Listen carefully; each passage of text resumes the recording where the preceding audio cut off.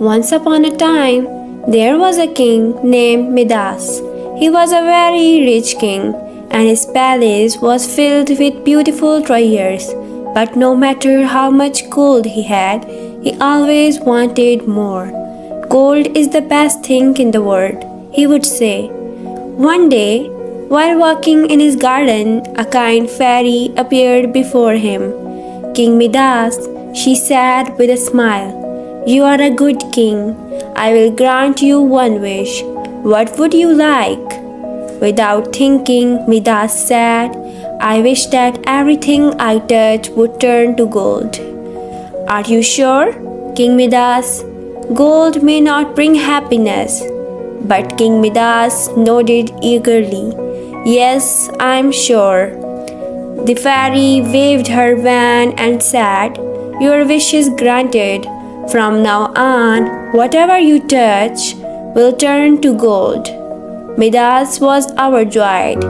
He ran back to his palace and touched a flower.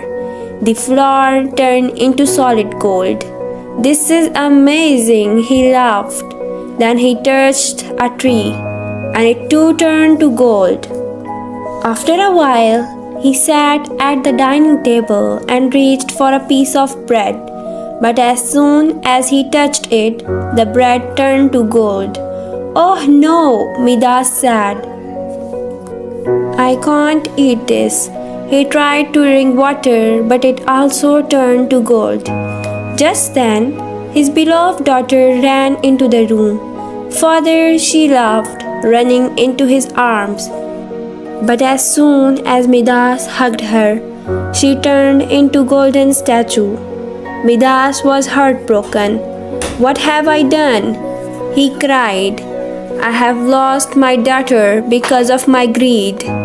He called out the fairy, "Please take this curse away.